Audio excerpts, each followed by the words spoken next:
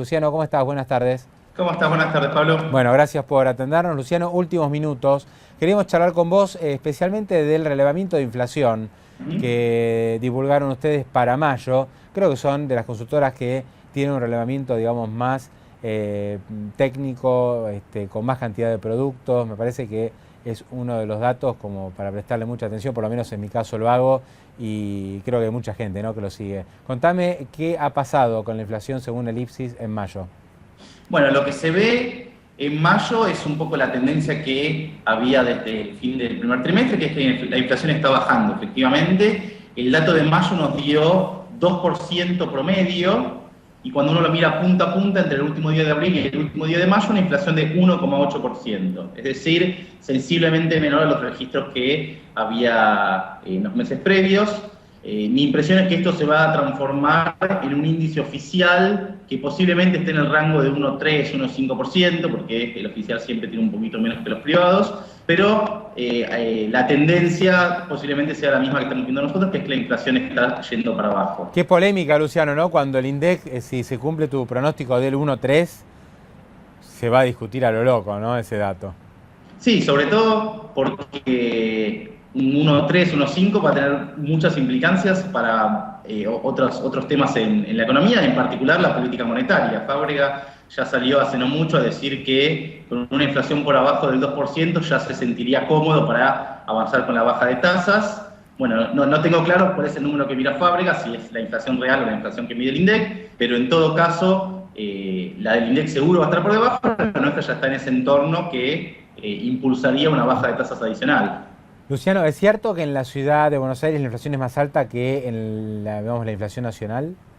Sí, a nosotros, como en abril, la inflación de la ciudad de Buenos Aires también nos dio más alta, en este mes en particular nos dio 3%, y tiene mucho que ver con la composición de las uvas.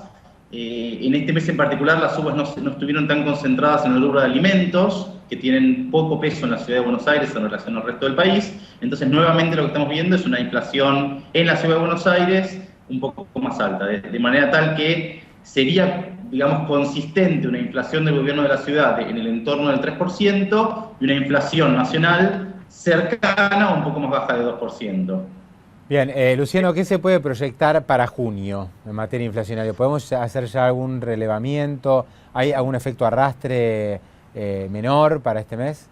Bueno, por lo pronto el arrastre estadístico que le deja mayo a junio es el menor de que hubo en todo el año. Es decir, mayo había recibido 1,2% de inflación de abril de arrastre, y mayo deja para junio 1% de arrastre, con lo cual, al menos en la medición que surja promedio de junio, el número va a ser más bajo. Habrá que ver cómo evoluciona el mes. La verdad que todavía es muy temprano, tenemos 2 días de datos como para proyectar.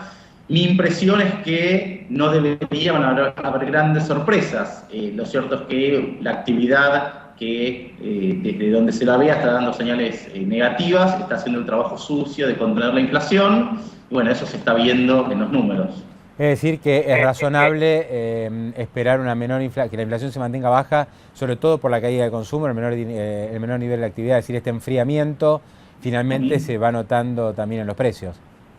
Sí, de hecho es un poco lo que pensamos que puede llegar a pasar de aquí a fin de año. Más imaginando un dólar oficial, que es muy probable que en el nuevo contexto de Club de París y optimismo en el Ministerio de Economía, es muy probable que estén tentados a mantener cierto retraso cambiario de aquí a fin de año, con lo cual la combinación de un dólar quieto con una actividad con registros muy pobres, todo eso va a converger en un nivel de inflación que posiblemente sea los niveles que vemos ahora. Nosotros mantenemos todavía nuestra previsión de una inflación que podría llegar a cerrar el año en 32% interanual. O sea que esto necesita sensiblemente una caída en el segundo semestre. Para llegar al 32% después de una inflación tan alta en el primer cuatrimestre, hace falta valores prácticamente todos los meses por debajo del 2%, ¿no? Promedio, por lo menos. Cercanos o por debajo. Ya con una inflación de mensual en torno del 1,8%, ya llegás a fin de año con algo cercano al 32%. Hay que tener en cuenta que A nosotros la medición interanual que tenemos ahora, comparado con el mismo, con el nivel de precios de un año atrás, nos está dando 39%. Entonces, lo que hay que tener en cuenta es que este dato de inflación tiene como base de referencia el periodo de congelamiento de Moreno del año pasado. Entonces, tiene una base de referencia muy baja. Muy baja. Claro, a medida que pasen los meses, ese efecto te va a desaparecer, que es lo que hoy te está elevando la medición interanual, además del shock del primer trimestre, claro. Y a medida que esos meses de base muy baja desaparezcan, las mediciones interanuales van a empezar a dar un poco menos. Bien, lo último, ¿creen que, como dijo Fábregas, las reservas pueden terminar el año 28.000 millones, es decir, un número parecido al actual? Sí, de hecho es la previsión que nosotros tenemos, no de ahora, sino ya desde el principio de año, en parte porque, bueno, muchos de los factores que el año pasado te jugaron en contra, este año no te van a jugar en contra. Y hay algunos factores que este año están actuando positivamente, como la contracción de la actividad, que juega positivamente desde el lado de las importaciones,